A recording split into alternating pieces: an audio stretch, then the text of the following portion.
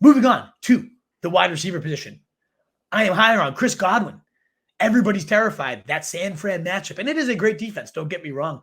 You'd be shocked to know that they're giving up top 10 points to fantasy wide receivers right now. In particular, really struggling against the slot. Greg Dortch, just a couple weeks ago, had 9 catches for 103. Greg Dortch. Just a week or two before that, Juju had 21.9 fantasy points. We saw Tyreek Hill moving all over the place. And Tyreek Hill, we get it. He's going to burn everybody. But dink and dunk all down the field with 14 catches for the guy.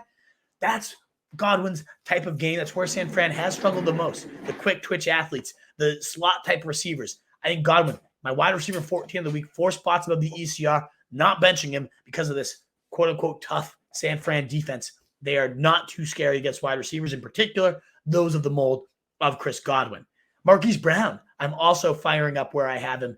Against New England, seems scary, right? But no, they're actually middle of the pack against wide receivers. They've gotten burned deep a handful of times. They struggle with speed a handful of times too. I have him 3 spots above the ECR, wide receiver 20 for the week. He actually out-targeted D-Hop, and D-Hop himself has an illness right now heading into the game. We know Rondale Moore, unlikely to play. And before, yes, I get D-Hop was not on the team there, but before going down, we saw 10-plus points in every game for Marquise Brown. He had a stretch where he was a top 10 receiver for 3 straight weeks. Was looking like an absolute monster.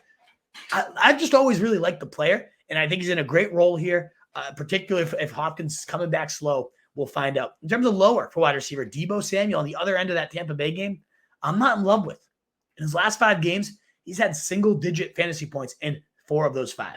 He had one 19-point blow-up on Monday Night Football. But other than that, like, he's been getting okay volume, 7, 6, 9, 7, and 10 targets, just not doing much with it. And he's got Purdy.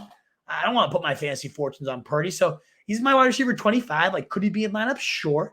But in 2 receiver leagues or so, is he a must start? No. Not my opinion. Despite as much as I love the player, love the talent, I'm not forcing Deebo Samuel into my lineups. And then Jerry Jeudy. Surprised to see him ranked as a top 30 wide receiver. He's my wide receiver 35 right now, and I'm about 7 spots below the ECR on him. Why? Like, I get why he's ranked high, okay? No Sutton, probably the alpha. Chasing points all game against the Kansas City Chiefs. It's a nice matchup, too. Top 7 matchup for wide receivers against this Chiefs defense. It all makes sense except Russell Wilson and Nathaniel Hackett. What more do you have to say? Have we not seen enough of this absolute disaster? Is there anything more painful than cutting to a Broncos game and having to root for the most disgusting offense, the worst offense by points, yards, everything in the league? It makes no sense why they're so bad, but they are. And if you haven't yet had to gouge your eyes out and root for this offense, don't make this the week to do it. They are fucking awful. Don't. Just don't. And moving to Hail Mary, DJ Chark against Minnesota, a fringe top 30 guy for me, coming off a 98-yard, 5-catch, 6-target day. Back-to-back 6-target games.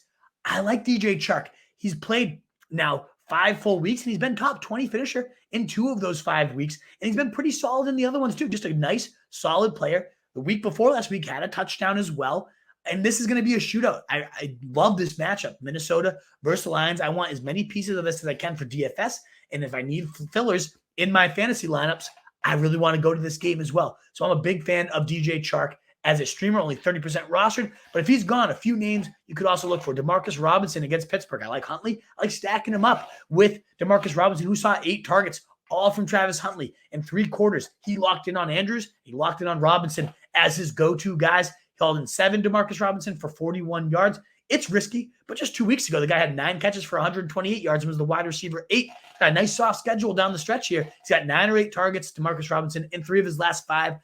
You've seen John Harbaugh rave about this guy multiple times. So he's a guy, as well as Chris Moore, only 1%. We just talked about Davis Mills coming back. Last time we saw Collins and Brandon Cooks out of the lineup. Moore had 4 for 41 and a touchdown. Just one of those guys that seems to perform every time he does get a spot.